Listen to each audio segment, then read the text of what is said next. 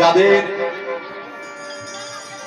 মহাপ্রভু আপনাদের মহাদেবকে দেওয়ার মতো হাত আছে, যাদের কৃষ্ণ সেবা করার মতো হাত আছে, তারাই উঠাবে। আর যাদের হাত নাই চাদরের নিচে রাখবেন।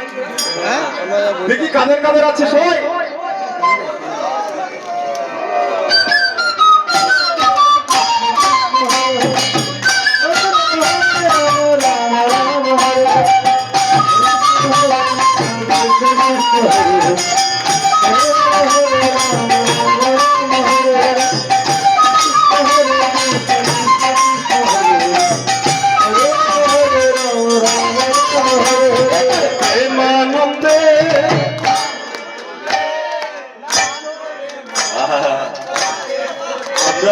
প্রত্যেকদিন অনেক জায়গায় কীর্তনে যাই, কিন্তু আপনাদের এই গ্রামে এই নিয়ে আমরা 2 বছর হয়েছে এসেছি।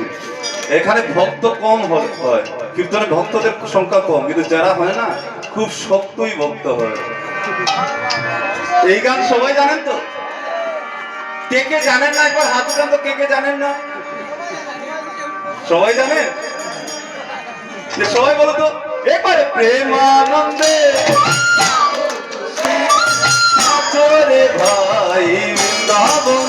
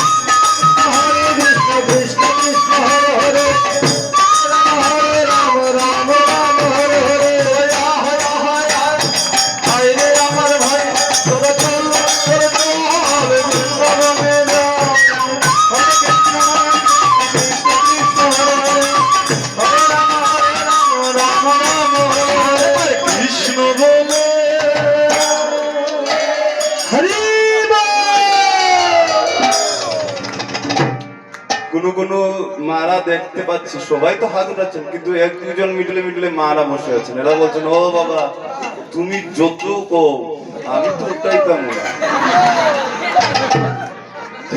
যারা হাত উঠাবেন না আমরাও আপনাদের চরণ ছাড়বো না, সবাইকে উঠাতে হবে, সবাই একসঙ্গে। এবারে কৃষ্ণ বলে তুলে নাচে রে ভাই বৃন্দাবনে,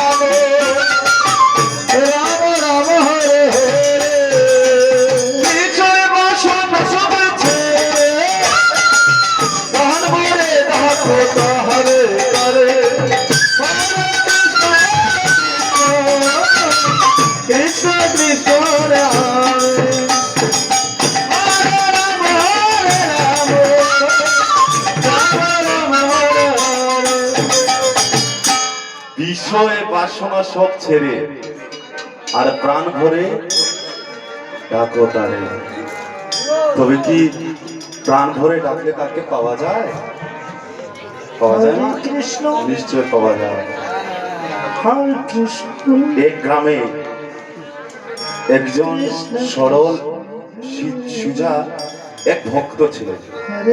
তিনি এমন ভাবে গোবিন্দ সেবা করতেন যে গোবিন্দ ছাড়া কিছুই বুঝতেন না। ওনার সরলতা দেখে ওই গ্রামের জমিদার একদিন এসে বলল, ও বাবা, তুমি আমাকে 4 ধাম ভ্রমণ করে কি নিয়ে আসতে পারো? ওই বাবা বলল, হ্যাঁ বাবা, আমি তোমাকে 4 ধাম ভ্রমণ করিয়ে নিয়ে আসবো।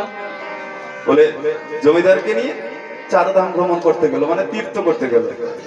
যখন তীর্থের মধ্যে সব তীর্থ করে গেল বৃন্দাবন, ওই বৃন্দাবনে গিয়ে গোপাল মন্দিরে যখন ঢুকেছেন,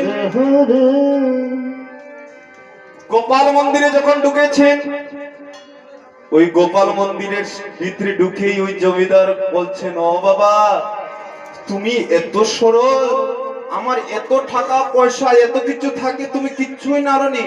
তোমার সরলতা দেখে আজকে আমি গোপালের সামনে কথা দিলাম, বাড়িতে গিয়ে প্রথমেই আমার মেয়ের সাথে তোমার বিবাহ দেব। গোপালের সামনে বলেছেন।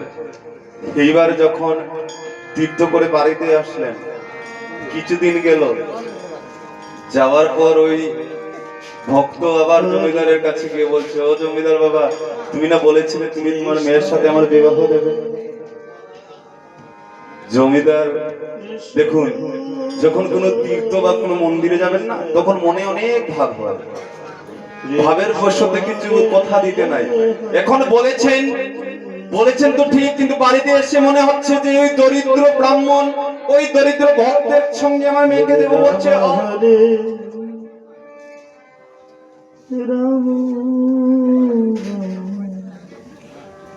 বলছেন যে আমি কই কথা দিলাম গো, আমি কখন কথা দিলাম? বলে, ও বাবা, তুমি ওই গোপাল মন্দিরে গোপালের সামনে কথা দিয়েছিলে তোমার মেয়ের সাথে আমার বিবাহ দেবে।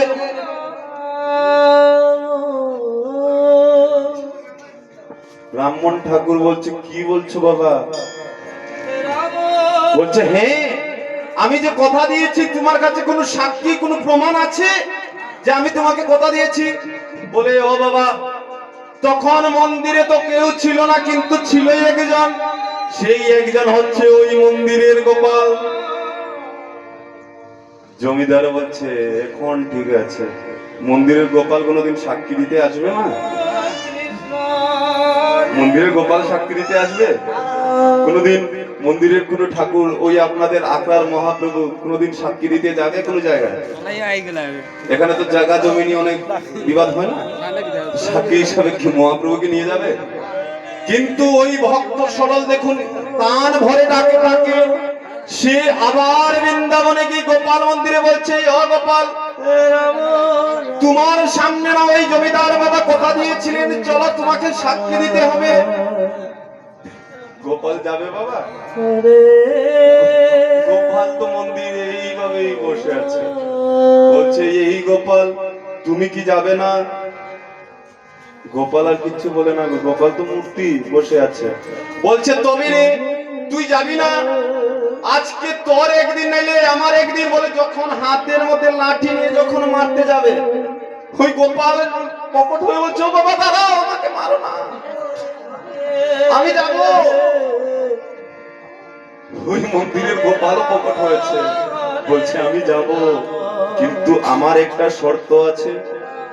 বলে, কি শর্ত? বলে, ও বাবা, তুমি যখন আমাকে নিয়ে যাবে না, আমার কোমরে দড়ি একদিকে বাঁধবে, আর একদিকে তুমি হাতে নেবে, আমি তোমার পিছনে পিছনে যাব আর তুমি আগে আগে যাবে, কিন্তু যাওয়ার পথে তুমি একবারও ফিরে তাকাবে না যে গোপাল আসছে কিনা না আসছে। তুমি যেখানে তাকাবে যে আমার গোপাল আসছে, সেখানেই আমি থেমে যাব। এইবার ওই ব্রাহ্মণ ঠাকুর বলছে, চলো গোপাল। বলে এইবার গোপালকে দড়ি বেঁধে আবার নিয়ে যাচ্ছে। যখন নিয়ে 4 দিন 5 দিন হলো, আজকালকার দিনে তো ফ্লাইট, গাড়ির ব্যবস্থা, ট্রেনের ব্যবস্থা আছে। আজকে থেকে 1000 বছর আগে সেই ব্যবস্থা ছিল, হেঁটে হেঁটে যেতে হতো। এখানে যখন যেতে যেতে বালেশ্বর নাম শুনেছেন? কিছুদিন আগে ট্রেনের অ্যাক্সিডেন্ট হয়েছিল, 3টা ট্রেন এক জায়গার মধ্যে। ওই জায়গার নাম হচ্ছে বালেশ্বর। যখন বালেশ্বরে গেল, বললো এইবার তো দেখা যায়, কারণ 5-6 দিন হলো গোপালকে আমি নিয়ে আসছি এখন জমিদারের বাড়ি, গিয়ে ফিরে তাকিয়ে দেখি যদি গোপাল নাই। যখন ওই ভক্ত পিছন দিকে চেয়েছে, গোপাল ওই চৌরাস্তার মোড়ে আবার গোপাল মূর্তি হয়ে পড়েছে। আবার সেই মূর্তি, এইবার টেনে টেনে গোপাল এনেছে বৃন্দাবন থেকে। এইবার গোপালকে বলে, এই গোপাল চল, গোপালকে টানে, কিন্তু ওই এত বড় বিগ্রহ গোপালকে আর উঠাতে পারে না। কিন্তু তার বিশ্বাস, চিন্তা করুন, গোপালকে বলছে, এই গোপাল তুই উঠবি না, এক কাজ কর, তুই এখানে থাক, আমি ওই জমিদারকে নিয়ে আসি। বলে দৌড়ে গেল জমিদারের কাছে, গিয়ে বলছে, ও বাবা তুমি বলেছিলে সাক্ষী আনতে, দেখো আমি তো সাক্ষী নিয়ে এসেছি। জমিদার বলছে, কাকে নিয়ে এসেছো গো? বলে, আরে তুমি কি বলো, তুমি মন্দিরে গোপালের সামনে কথা দিয়েছিলেন, আমি গোপালকে নিয়ে এসেছি। জমিদার বলে, কি কাকে নিয়ে এসেছো? বলে, বাবা আমি ওই মন্দিরের গোপালকে সাক্ষী দিতে দিয়ে নিয়ে এসেছি। জমিদার যখন শুনেছে মন্দিরের গোপাল সাক্ষী দিতে এসেছে, দৌড়িয়ে বলছে, চলো আমাকে গোপালের কাছে নিয়ে চলো। যখন দৌড়ে গিয়ে দেখছে ওই গোপাল চৌরাস্তার মোড়ে এইভাবে বসে আছে।